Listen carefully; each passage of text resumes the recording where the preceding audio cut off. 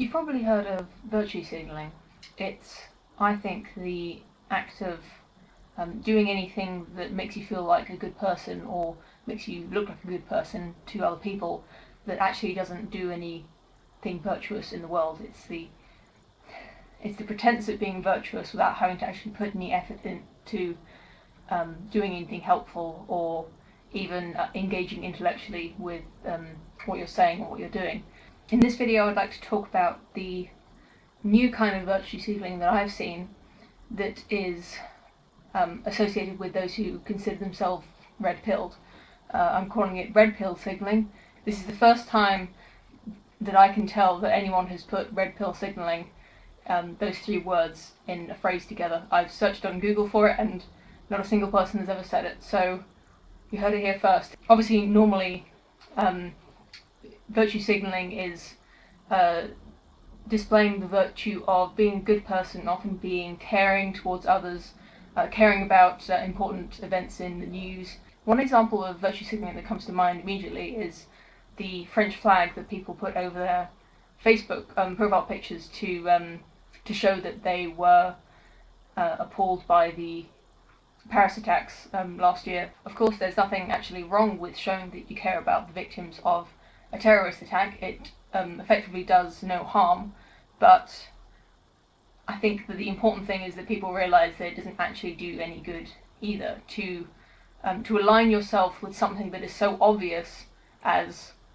people shouldn't be killed by terrorists is effectively pointless. You're not saying anything bold or difficult. You don't have to be virtuous at all to notice that people shouldn't be killed by terrorists and then taking about 5 seconds to put a French flag over your Facebook profile picture, as many people did.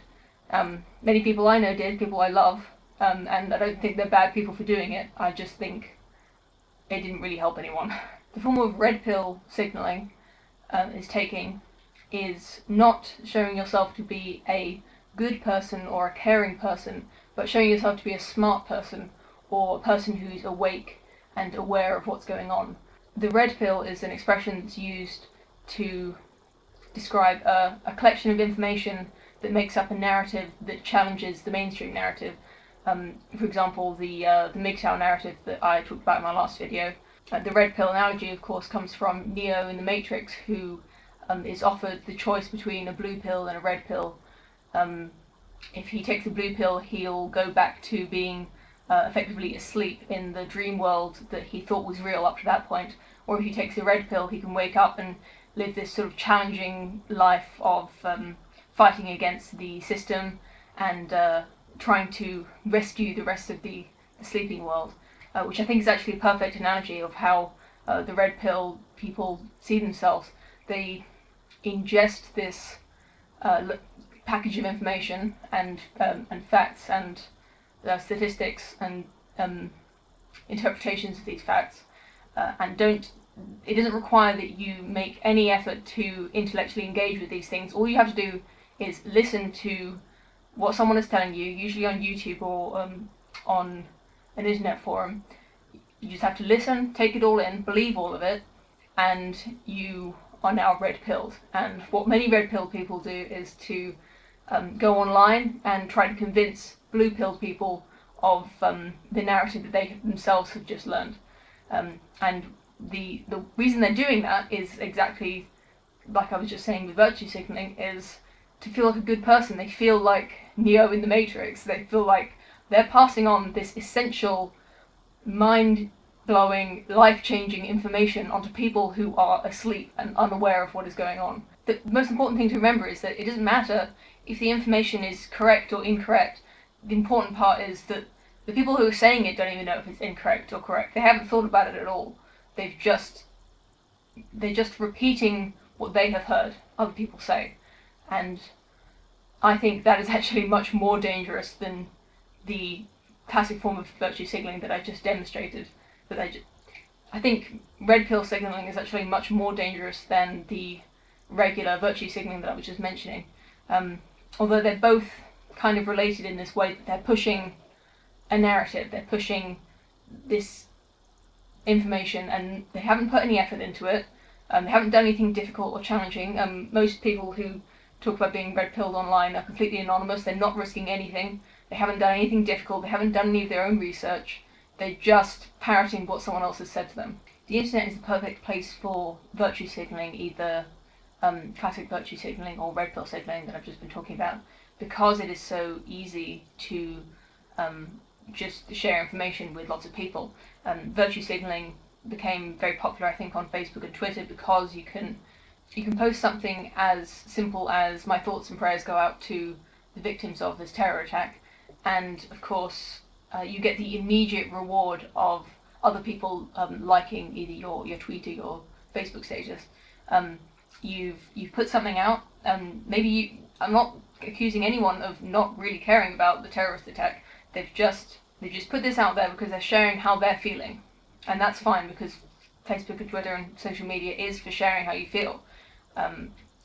But it's important to remember that you are being rewarded. You immediately are rewarded by the backup of all of these people. It feels good to be in a group of people who are all agreeing, they're all upset by these terrible things that's happened. It's the same with these red pill signalers as well. They go to comment sections under YouTube just to show how red-pilled or woke they are about the topic being discussed.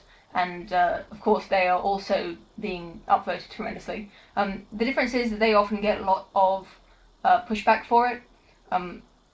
Although, like I said before, they're not anonymous, so they don't get they're not risking anything real in their life. They just get some angry comments, which usually, rather than, for most people where this would be upsetting, usually it just makes them feel even more privileged to be the holder of this secret, forbidden information. It just confirms what they believe, which is that most people are asleep, they're blue-pilled, they have no idea what's going on. So having angry comments that disagree with them is actually boosting their ego rather than diminishing it, like usual. What I'm trying to get at here, the idea of red pill signalling, I just thought would be a bit of a nice gimmick for a video. I don't think it's really going to catch on as a phrase that people use, although I'd be glad if it did. But what I really want to emphasize is the importance of thinking for yourself and learning things for yourself from multiple sources, making up your own worldview and your own narrative that isn't just what somebody else has told you. It's so important. If all you're doing is repeating what someone else has said, you're not even really alive. I think you may be walking around and eating food and going to bed at night, but you're not actually, you haven't got your brain on at all. And that's just, it's bad for you, and it's bad for everyone who has to talk to you. I think it's a terrible way to live. Now, I know I'm being hypocritical here. I'm not completely innocent of virtue signalling or even red pill signalling. Everyone puts out these signals for what they believe in and who they are. Like I say, it's not actually dangerous, I don't think. It can be if it's enforcing a narrative and forcing people to stop thinking for themselves. If anything that encourages people to think with the herd and just believe anything they're hearing is bad, I think. The virtue of individual thought, I think, is the most important thing in a society, almost.